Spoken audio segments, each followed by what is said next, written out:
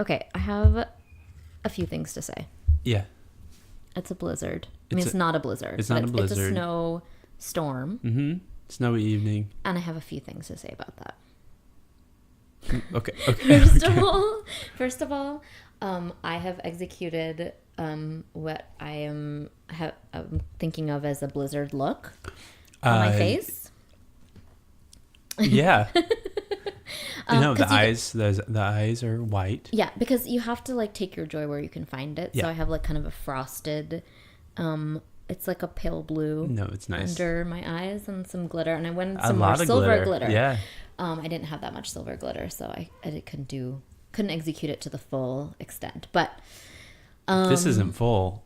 I can't imagine. This is pretty full face. I want more. So that's one thing. Second of all, I am not charmed at all by Winter's attempts to like be cute. No. Not charmed. No.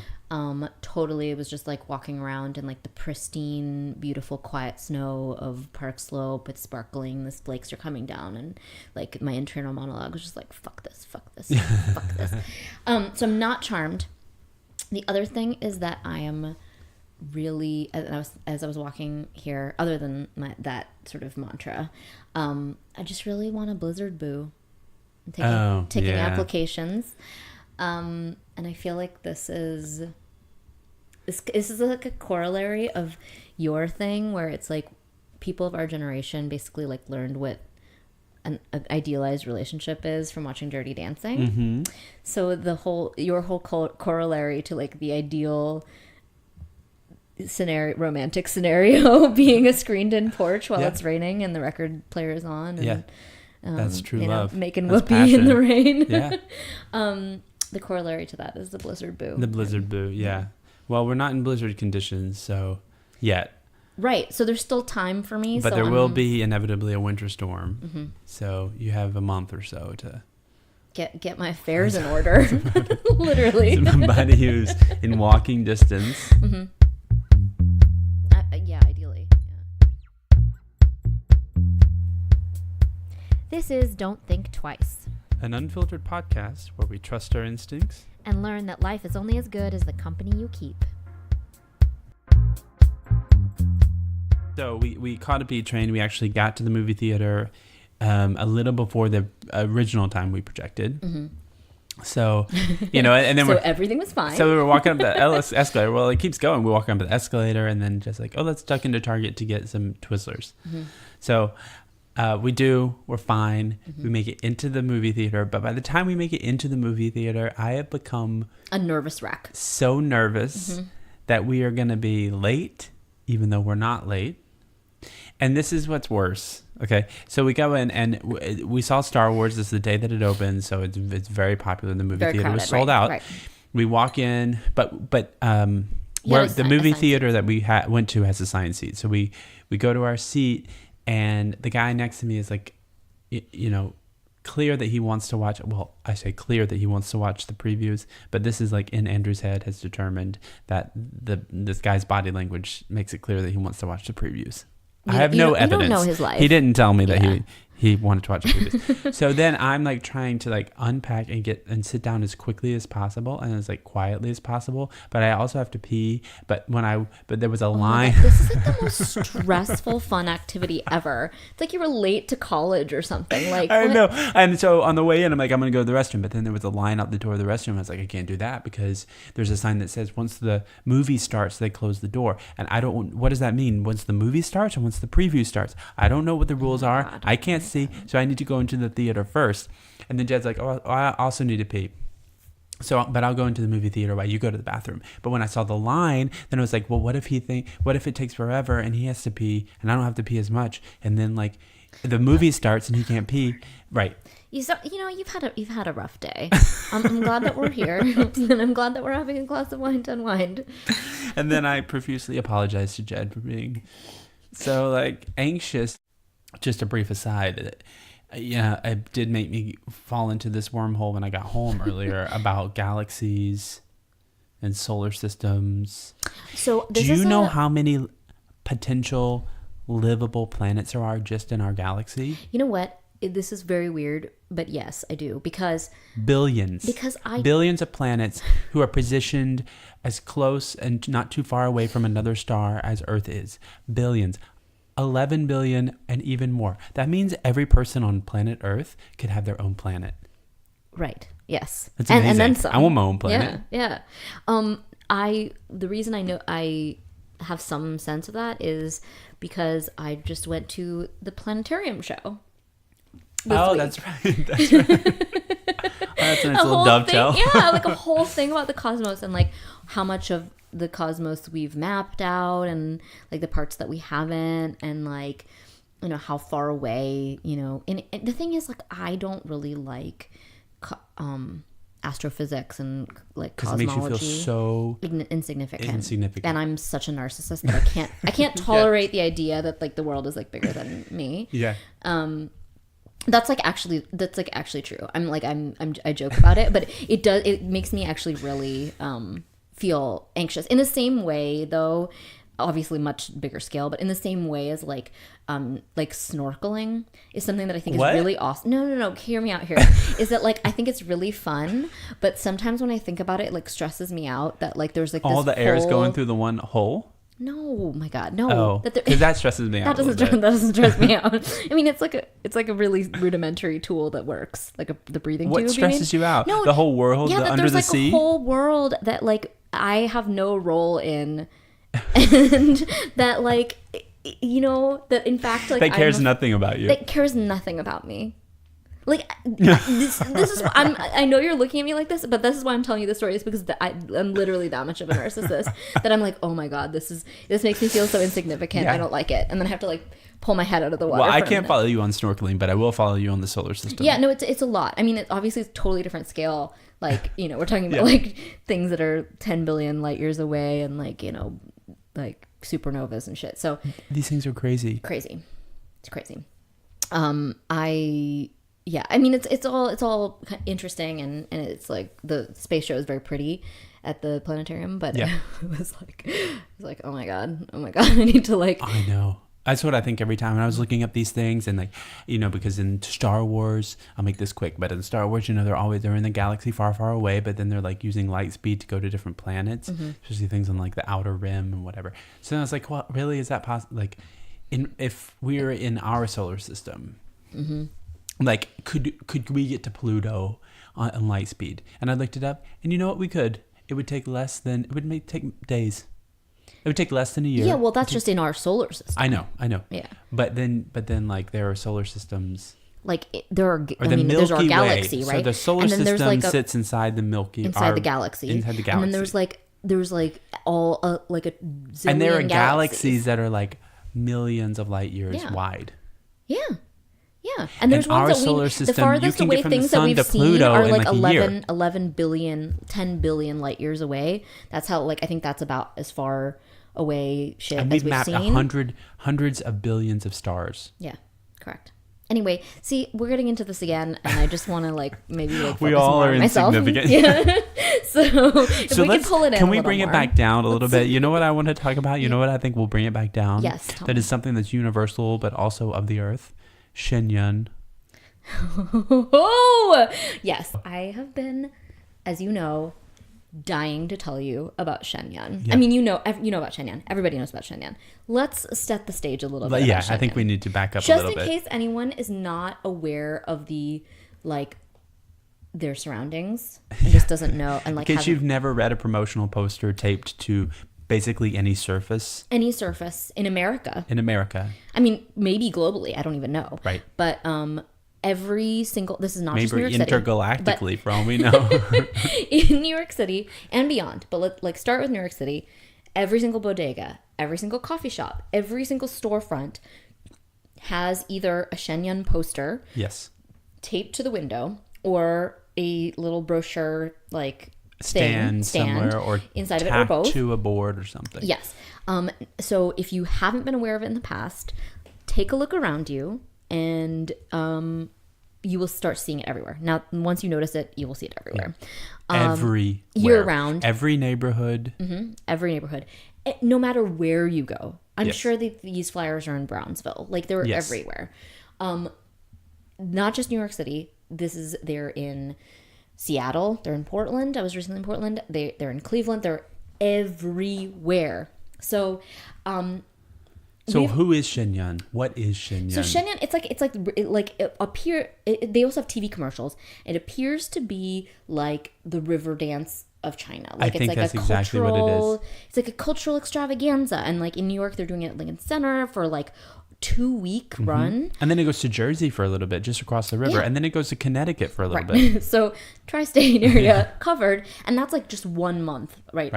I mean, it's crazy. So they're on tour pretty much year round, and I have to imagine that there's probably multiple troops companies and casts because like my sister's theory that the Trans-Siberian Orchestra is actually like 10 different bands, because otherwise how could they make their rounds, like, right? Yeah, especially the holiday season. And around the holiday season, it's like too much of a Christmas miracle for her to wrap her head around. Anyway, it's neither here nor there. So that's, they're a dance that they seem to be. It's like a dancers, like a dance, troop of 100 drama, 40 dancers. Yeah, I don't know. Like skits, like that type of thing. Chinese culture ambassadors, and it's hugely popular. And so. But have you ever met anyone who's seen Shenyang? I have not met anyone who's seen Shenyang. I think we need to see them in January. But my brother-in-law has like a. I guess it must like be a kooky aunt or something. I don't actually know. Who goes every year? Who bought their entire family tickets to see Shenyang last year. Purchased Richard a ticket, my brother-in-law. Weirdly, not one for my sister, but they were out of town that week, so he didn't get to go. Oh, that's Isn't so that insane? disappointing. Anyway, so that was an amazing moment when we discovered that like they had the tickets, and I was like, how, what, why? Okay, so I have a lot of questions about Shenyang, but I think our main question, you and me, like as like, you know, producers and like event people, was like, how are they doing this? How is their marketing? Their reach is so aggressive, saturating. Like, what is their marketing budget? Like, who is doing all of this? Yeah. Like, it's so crazy. And so I've seen the posters. I've never seen anyone hanging them up. I've seen people handing out flyers, and then I approached that because at this point I've like become like crazed about it, and I was like, excuse me, like, who's paying you? Like literally, I was like, what can you tell me? But unfortunately, the person that I happened to approach, even though there's like I've done a lot of research. This is going to be the punchline, but there's a lot of Chinese American support of it. The person I happened to approach was somebody who didn't really speak English that well. Okay. And was like, what are you trying to like tell me to move, or like trying to like get in my face? And I was like, I'm not trying to like confront you about anything. I just like really need to understand like who's paying your salary, and like how is this happening, and how do you have so many posters, and how is this possible that you so can be you in know every I don't know how to do, okay, so what I'm here to reveal the secret of Shenyang, and it's not actually a secret. Shenyang is the Falun Gong. What? Okay, you know about Falun Gong? It's like that like China. It's like the Gong Show. Oh my god. Okay, wait. No, not the Gong. Okay. Falun Gong is that thing, that like forbidden like religious practice in China, where it's like this like sort of, so the Chinese government has sort of branded it as a cult, and they're the people, you know, when you see the people doing like the slow tai chi in Chinatown Park and stuff, like a lot of those are like Falun Gong related like meditation, like physical exercise type of things. It's all part of that whole campaign. So this is it's this very widespread institution, but like inside China, people who are practitioners of Falun Gong are like imprisoned and like sent to work camps and like, you know, silenced and like all these like whatever. So the Falun Gong practitioners are saying like basically that we're just practicing religion and we're being, you know, punished for that. The Chinese government is like, this is like a dangerous cult, and their propaganda is like undermines the authority of the Chinese government, whatever. So this has been like a really long battle. This was like a really made a lot of like headlines, and back in even as far as the 90s, you know, I'm not sure how far back. I'm not a scholar on any of this, but okay. So the answer to how Shenyang is doing the marketing is because it's a religion. It's like how does the Mormon church get those people to come to your door, or like Jehovah's Witnesses to hand out all those pamphlets in the subway stations? Like, it's because these people are like religious practitioners who are like trying to spread the good word. And so all those marketing people are volunteers. And that's the answer, is how do they get a poster in every storefront in America is because they have people who are like trying to do their good deeds as members of the I mean, you don't call it a church, but like let's say for the sake of argument. Wow. So that means that we 100% have to go to the show. Isn't that bonkers? We have to go to the show. Yeah. So I guess my See if there's question though was like, why would they not brand it as being right related to the Falun Gong? Yeah. And I was wondering, maybe the hope was that are all the dancers volunteers? I know. I mean, the thing is, it's quite, at this point, it's quite a lucrative institution, and they like in terms of the booking. So I did a little research on this, and there are some articles. Sounds like you did. Oh my god, there are some articles about it online where they talk to some people who. Like, they talked to this one woman who was basically the booking manager for their tours at a certain point. She was also, just like a regular person who worked like a full-time job, like as like a paralegal or something. I don't even know what she was. But then in her spare time volunteered like 20 to 40 hours a week, like 6 months out of the year to do booking stuff for them. I imagine they rent out their own venues and do the whole thing.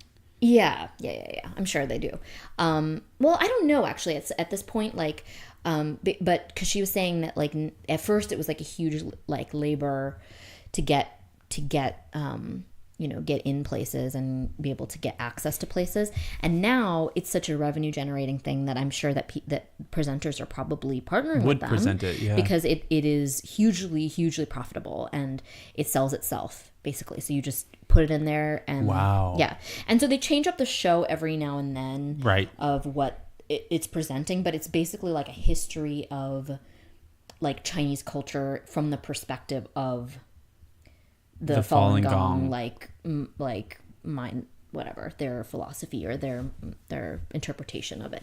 So I don't know. I think this is like the most fascinating discovery ever. I don't know if like maybe this is just me being like a tinfoil hat wearing like crazy person. Well, I mean, we've seen these posters for years, and they don't explain themselves in the poster. It's just like a dance, Chinese dance extravaganza. It is in one way like the River Dance of China, but on the other hand, it's totally not. Right. Do they have an aim? Are they trying to like... No, I just think that they're trying to, it's like a goodwill ambassador kind of thing where... Does the Chinese government has nothing to do with it? No. I've always assumed that it was funded by the Chinese government. No, in fact, quite the opposite, because they're in opposition to one another, those two entities. Right. So I think a lot of the seed funding came from like wealthier, like expatriate Chinese people who, did believe in that system or whatever, and had the disposable income, being like living in America or wherever, to invest in it. But they interviewed one of the dancers as well, who is Chinese from China and is now essentially like an exile, because like she's like, I can never return because of my association with like a Falun Gong like propaganda machine. Organization group. Yeah. But she'd been dancing with the troupe for like 12 years or something crazy. So it's been around for a while, and super, super, super fascinating. So this isn't like, okay, so because I want to purchase a ticket and go. Yeah. Just out of sheer curiosity. But I don't want to be supporting some sort of strange fringe group that's doing like... Well, I mean, you can do your own research. Like, I don't really know enough about it. Like, I feel like this was I don't know anything about it. Like, I feel like this was like a big issue in the news. But do you remember last year when we saw that poster of the Messiah by that group? The A440... A442 people? Yeah, 440 or 438 or something. Yeah. And then you looked it up and it's like it's a huge crazy cult. It's like a crazy cult. I mean, yeah, that's less of a cult. I mean, it is sort of a cult, I guess. It's a cult of, yeah, it is sort of a cult. What were they about? No, so they. Okay, this Not is to a go whole on a nother tangent. rabbit hole. This is like another topic that I'm like kind of obsessed with, though. Actually, like this is actually no, this is a great tip. One of the best internet rabbit holes you can fall down is about the tuning, like standard tuning. Yes. A440. Typically in orchestra tunes, they're A to 440. If you're in Europe, 442. 442, as high as 444. Even Yeah, sometimes. and then in some like old school Baroque tuning goes south. Yeah, but so basically standard A or whatever is 440. But there is a whole line of thinking that A440, like that standardization of that pitch, is a Nazi propaganda thing, because it creates fundamental disharmony in the body and cultivates like disharmony amongst people. And this is a whole thing that like you put sand in a dish or something, or Yes. and then if you were to like play it at a frequency, it They put creates sand like in a dish, patterns that are and they're like, look, when you play it at 440, it's chaos, and then you turn it down to 432. I can't remember what it is. Patterns. And it creates patterns. But like, of course, that's dependent on like the type of sand you use and the size of the dish and like all these other factors. It's like it's very like non-science, but the amount of like pseudoscience that people have compiled about this is staggering on the internet. And the entire thing that triggered this line of inquiry for me, like last year maybe, was because. Well, I guess it must have been earlier than last year. 2 years ago, maybe? Because Prince tweeted something or Instagrammed something. The artist. Yes. Something about like that he himself was a proponent of this like alternate tuning thing. Yeah. And then I was like, well, what the fuck? And also it's like, would Prince like... Would he lie? Would he lie? I mean, of course he. I mean, wouldn't. he was. I mean, he had his own. Turned out. It's an interesting. Yeah, like, that's a different thing. Yeah. That's for a different day. Totally different thing. But I was like, oh my god, I need to know more. And if Prince believes in it, like I'm starting out from a place of like, that this is maybe credible or something. So then I really start going down this whole thing, and you can find like on YouTube, there's like different orchestras and stuff. Like I mean like the people who are in this cult or whatever have created recordings where the things are tuned down to a lower, the lower frequency A, and saying like, oh, can't you tell like how much more calming like Barbara's Adagio is like tuned at 432 than 440, and like I mean, I have a very sensitive ear. Like if you listen to them side by side, yes, you can tell that one of them is like a little bit lower, but like. First of all, I would never be able to tell the difference if someone just played them without context and was like, is this more like calm? And I don't fucking know. Yeah, you wouldn't be able to tell. And it's not because it's not quite a big enough difference. 8 hertz or whatever is like not enough for you to really perceive a really fundamental difference. But what was this group? We've gotten so far away from Shenyang. No, I know, but this is very. I mean, it's so interesting. No, there's this group, and I guess they must be based in Brooklyn, and every year that they do do the Messiah and they tune it down. But they are a cult. Yes. When you dig deep enough. Yes. That is what it seemed to be. I'm trying to. know. Yeah. I don't know. Entirely. This is a very unsatisfying conversation. I know. Because no, I don't recall exactly what their like end game is, but if they have these like these like interesting, it's all out there. It's all on public record. It's all on Wikipedia. What was the name? And like the leaders of it, like one of them was like imprisoned in Europe for like What was the name misdeeds. of that organization? I'll look it up as we talk. Yeah, well, you can just try to look up like A432 like Messiah Brooklyn or something like that. But they do performances of it in various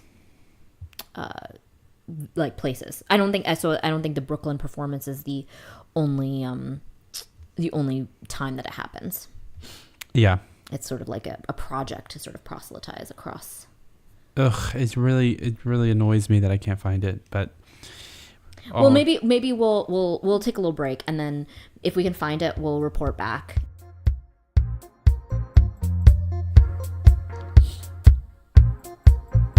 Okay, so we're back, and what we've discovered is that the name that we were searching for this weirdo 432 Handel's Messiah presenter is the Schiller Institute. The Schiller Institute supports overthrowing the geopolitical order in favor of a new paradigm, capital N, capital P. And they are an offshoot of something called the LaRoche. They're supportive of the LaRoche movement. Which seems to be by a guy named Lyndon LaRouche and his ideas, which seem to be a little bit okay. So you could either look at it in an extreme way, which some media outlets have, some international. Have you media already gotten drawn in? Yeah, to the cult? Which classify the Schiller Institute and LaRouche movement. Actually, the LaRouche movement. I don't want to implicate the Schiller Institute in anything, as anti-Semitic. They believe Jews are responsible for the Iraq War. Not sure how they got there. Not sure how they got there. Okay. But then, at the very least, if they are not anti-Semitic, they are proponents of conspiracy theories that seem to have no factual basis. Yeah, I feel like there's something that they believe about like global warming or something that's weird too. Like basically they're just like all around nutcases. They're nutcases. And so the LaRouche Institute or whatever, I don't know if we're saying it right, is based in Germany. And like there's some like loons. But founded by a man who was born in New Hampshire and lives in Leesburg, Virginia. Oh, interesting. Okay. So he's 95 years old. He ran for president like every year between the 70s and 2004. Oh, that's so perfect. Yeah. Yeah, so it's all this sort of classic like cult. But his wife Helga, sorry, excuse me for interrupting you. She heads political and cultural groups in Germany. So there's some tie between Germany and America. In any case, the point is that this is a like definite cult type situation, and they are presenting the Messiah with a 432 tuning right here in Brooklyn. So everywhere you go, there's just all these nutcases, insidious tentacles of like weird global movements. Anyway, that's just important to get on the record.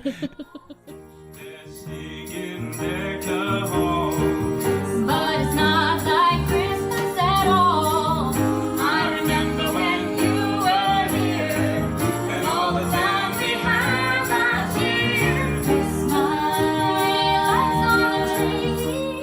Smile, I'm watching them shine. Okay, so you haven't bought anything for anyone else, but so far you bought multiple pairs of shoes and earrings. Correct, for myself. I feel pretty good about it. Yeah. I was having kind of a down day when I bought all those shoes, and it was really a very, very classic retail therapy situation, and it worked. It may not be healthy, but it worked. Story of my life. Speaking of which, I had my office holiday party on Monday. Oh yes, office holiday parties. So I'm lucky this year. My office is deteriorating into and merging into another organization. So, it's dissolving into dust. So I'm lucky because there is no office to have an office party for. But you. Yes, I did have an office party. I mean, I've never worked anywhere with the resources to have like a fancy, like any sort of like legitimate holiday party. No. So that is something that I've never. We had really free experienced. karaoke when we were at IMG together. There was that, and an open bar.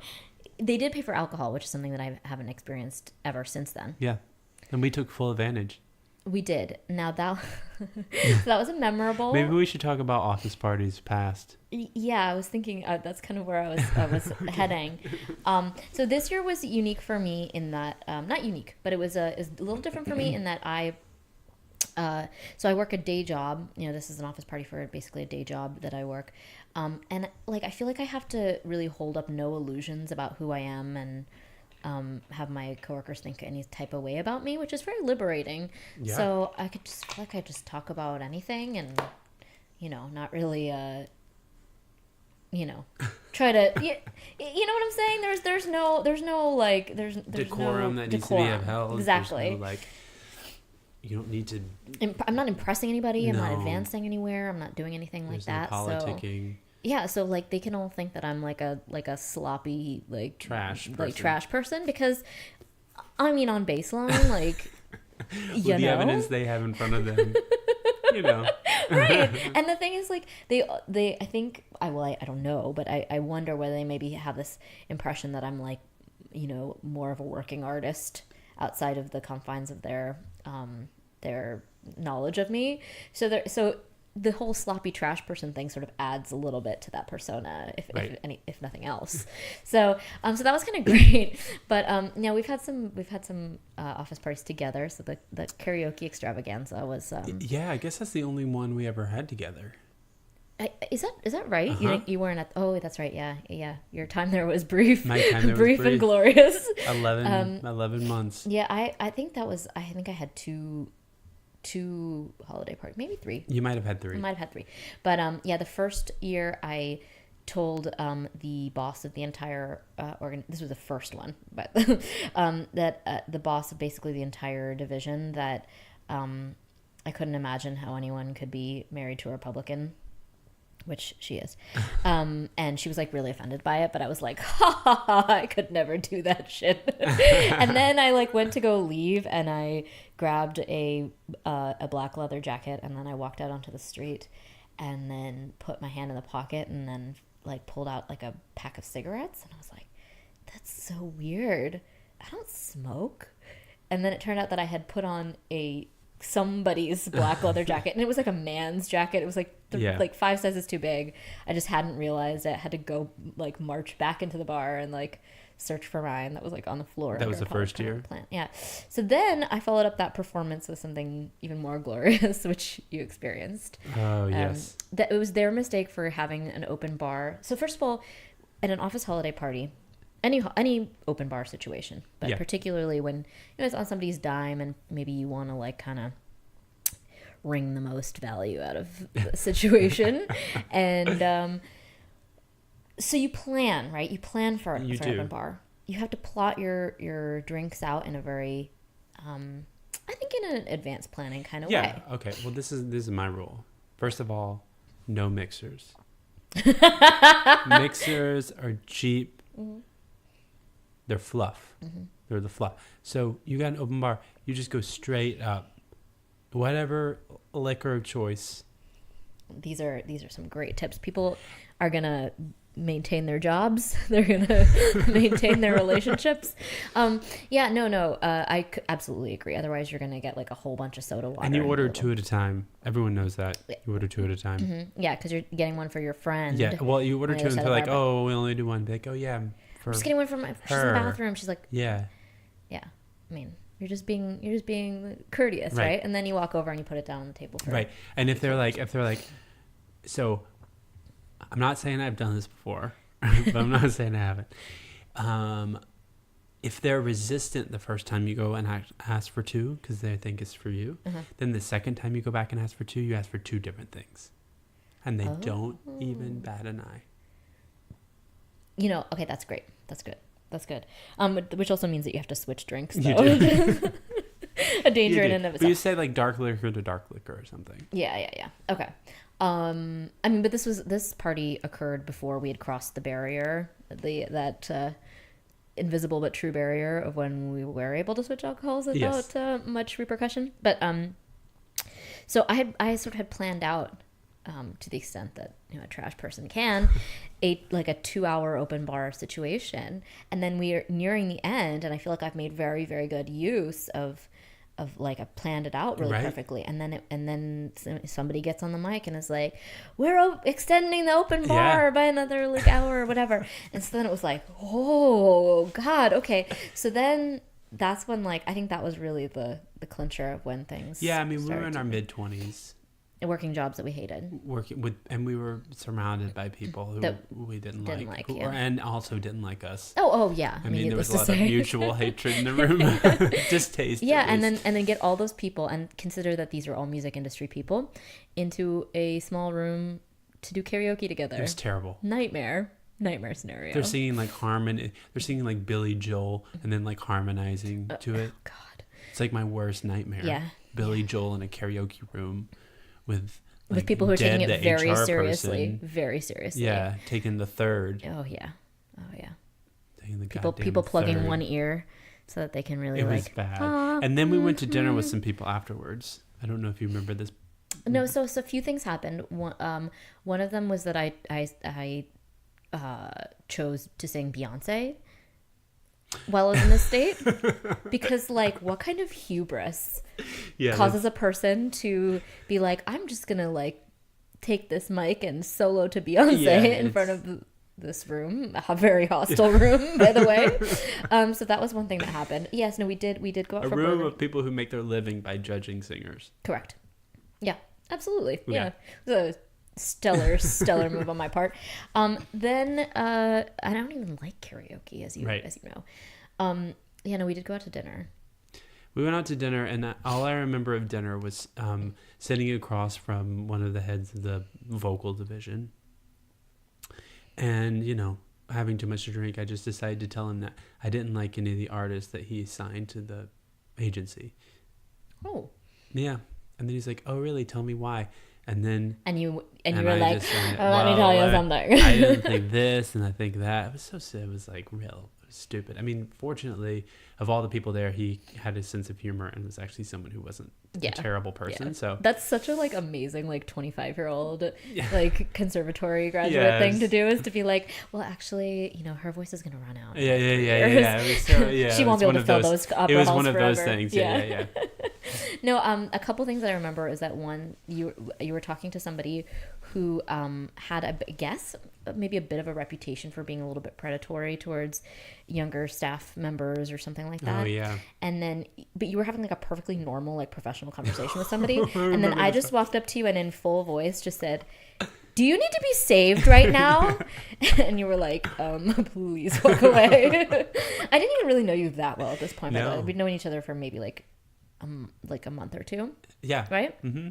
And then the other thing that happened at that dinner was that somebody was saying that she was 30 and she felt that being slightly older than the rest of the like piss on junior staff allowed her to do a better job and like be like a better like, you know, like servant to her clients.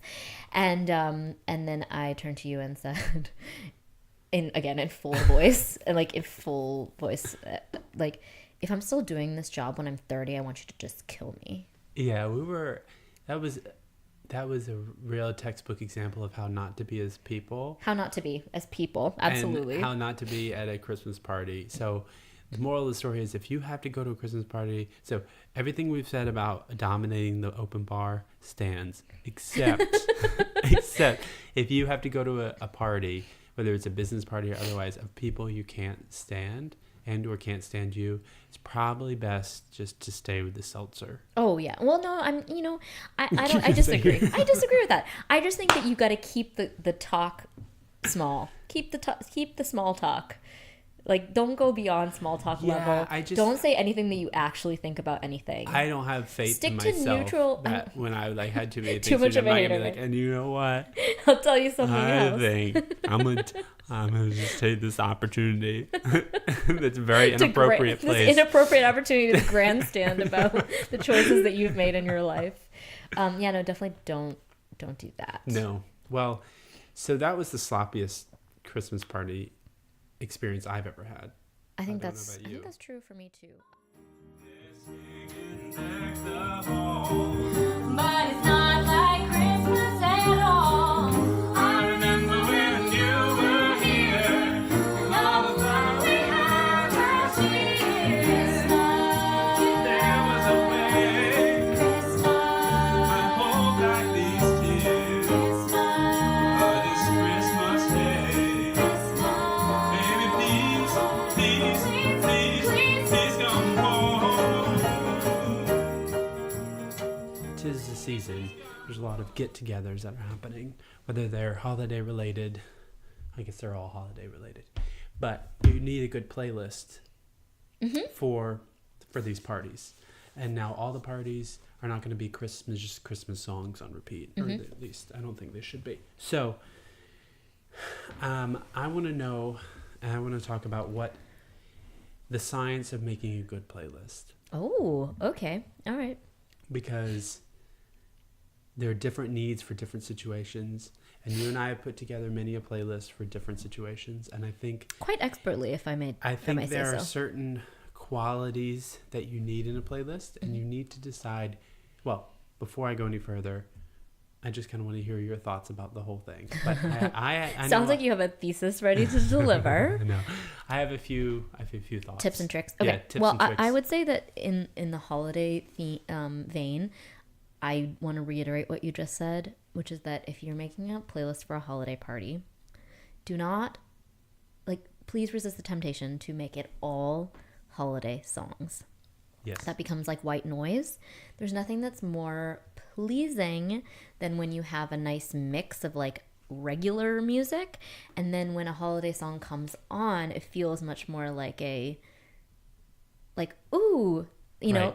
Otherwise it's like a relentless like jingle bells, Right. like ding, ding, you know, in the background, and it just like becomes like annoying. So you want to have that on for like maximum festivity, like a constant Christmas playlist thing, but that is not the answer. It has to be a little bit more carefully Yes, and selected I'll out. add to that, the genre that the Christmas song is in should be the same genre of the other music you're playing. So if you're going to play like a Mariah Carey pop Christmas song, you should also play pop other things. other things. Yeah, if you're doing something more down tempo, like consider something else. Yeah, if you're doing Bing Crosby, you can do some more jazzy stuff. Some more big band. You could have like a Phil Spector Christmas, if you know, to like for other like mid tempo things. But anyway, so these are things I think about a lot. Yes. And I also think like that, again, having like sort of the regular Christmas like blockbuster songs is like exciting, but I get a lot of pleasure from like deep cut, like weird Christmas albums. I really like a themed Christmas album. I like, you know, just like sort of the things that you hear less of on the radio that are still famous, like James Brown Christmas. Can never miss with that. Sharon Jones had a great Christmas album. Yes, she did. Oh, it was really good. It actually had a Hanukkah song on there too. Yeah, That kind of killed. Yeah, so like, or like weird, like, you may not follow me on this one, but like, you know, like Caribbean Christmas, or like steel drums, yes. or like some, you know, Yeah. weird things like that are sort of unexpected. Like I love that kind of thing. So don't be afraid to dig deep for the Christmas. yeah, Christmas crate cuts. digging, like, which are all available on Spotify, so you don't even have to dig in a crate for it. Other playlist. Okay, so that's just holidays though. Right. So let's see. I think that a few things matter. Duration, I think, is the first thing that I want to think Of the about. playlist. Of the whole playlist. Mhm. Is this like something that needs to be 5 hours?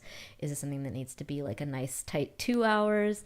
Like that really makes a huge, that's like the number one place that I start. And you need more music than you think you need. Always. So for a 2-hour party, 4 hours of music is good. 3 hours of music at least. What else? So you're gonna decide how long your playlist is gonna be. 2, you're gonna decide immediately if you're gonna want that playlist to be on shuffle, or if you are really someone who wants to lay down the tracks. And like there's certain things that you need it to go in. I think that is actually like, yes, you have to decide whether it's going to go in order or not. Yes. And there's some things where you kind of like, you don't want it to shuffle. Like a wedding playlist, Yes. for instance, you don't want that to shuffle. No, because you need to start with like some mellower music that's more cross-generational sort of music, you know. And then The easiest rule of thumb on how to govern yourself on that when it comes to the wedding playlist is just to go by decades. by decades. So start at your earliest chronological time period, and then by the very end you can have Drake. That's okay. Right. But it has to start with your like dancing in the streets and you're like, you know, Yep, Under the Boardwalk. yeah, like whatever that And you era. can move on to Motown, and then. Yeah. So I would say throw a lot in there first, Yes, overdo it and then edit. because you're gonna take some stuff out, but throw some stuff in. Now here is a rule that we use in our playlist that sort of developed organically. But when you're adding songs to a playlist from popular singers, popular artists, with, this is a great tip. with popular hits, don't always put their greatest hits on the playlist. Instead, choose to do like Second or third tier hit. Particularly a third tier hit that was a hit back in the day, but it seems to have faded from recollection. This is like such a good tip, by the way. This is actually the critical tip for when you have a playlist playing and then people are like, "Is this your playlist? This is amazing." Yes. It is actually 100% due to this. So if you have an artist, like go to their Spotify page and then like look a little further down, and like you'll often find a song that you'll have forgotten yourself even exists. Yeah. And then you put that on there, and to your point, people will be like, "Oh, I haven't heard this in forever. Good, yeah. This is so good." Yeah. It makes it like it's a really easy rule that makes you seem a lot more musically well read. Another rule that's sort of adjacent to that one, which is harder rule to implement. You do need to know a lot more yourself in order to find this sort of thing. But if you use songs that have very well-known original songs that have very well-known hooks that have been sampled This is great. Yeah. and other hits, that's really fun. Although you have to This can go either way though. So you're saying that what you want to hear is you want to hear the original version of that song that was sampled frequently, like was sampled in all the other songs. I think some people would argue that it's like annoying to hear that because what your ear wants is to like hear the like the like the Puff P. Daddy Diddy version. Oh my god, I can't believe we both went to that that version instead of the original.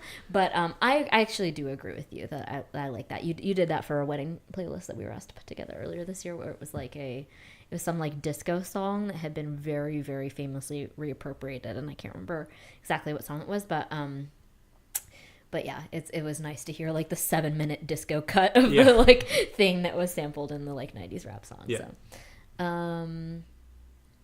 So another one. Don't put anything on your playlist that has intros and outros. Do not. So unfortunately, there are Lauryn a lot. Hill. Lauren Hill. You can't I was use about to her. say, you cannot use Lauren Hill.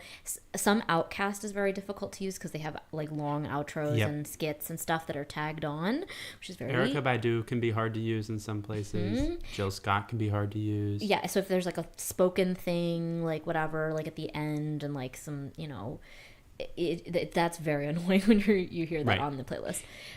The other corollary to that is never use a live recorded version, or rarely. There are some exceptions to that rule, but generally speaking, reason being the applause. Yeah. Starting and ending with applause it's jarring. Applause is tough. So remember to put a fade on the playlist. And Spotify can go up to 12 seconds, and I usually just use 12 seconds because 12. It's a big long. It's fade. a crossfade. Yeah. It's a crossfade, which will really remedy a lot of things.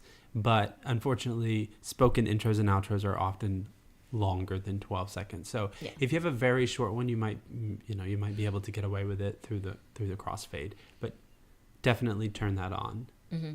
Oh yeah, the crossfade, and that's a playback thing rather than a construction thing. Yes. But no, that is actually super, super critical. 12 seconds is so long. That's insane. So you're gonna throw a bunch of songs on the playlist. You're gonna take some of them off. You're gonna move them around, so that maybe they complement each other, so that you have some sense of some progress or some sort of. If you're gonna do random play, you don't have to worry about this. We're really talking about a list that you're gonna play chronologically. But even if you do have a playlist that you're gonna play shuffle, I do recommend having a few songs at the end of the playlist that really function well as an end of a playlist. You may not use them, especially if you're just like at a house party or something. No one's going to know. But there are other situations where it's really good to have either long playing stuff, stuff that's sort of like, so the party has peaked, but now it's coming down. So if it's not a rager that's just going to go into the end of the night that you just want like party anthems, you're going to want something at the end of the night that sort of, As the crowd thins. yes, it sort of like the energy comes back down. So I would have some things organized at the bottom of your playlist that can do that. And even if you're playing shuffle, you can go into the queue. God, we sound like such music. Yeah. You can go into the queue, and then you can queue those up. I know that's like a pretty like. No, I do that. I just feel like we're tipping our hand too much to our like weird, like micro obsessions. But yeah, it's a deep dive, but I think all super good tips. Yeah. If I do say so. So if you put all those together, I don't lose. think you can go wrong. But most of all, put things that you really enjoy listening, because really, if someone else doesn't, then they can get out of your house. Silent night, holy night, all is calm, all is bright, round yon virgin mother and child. Holy infant, so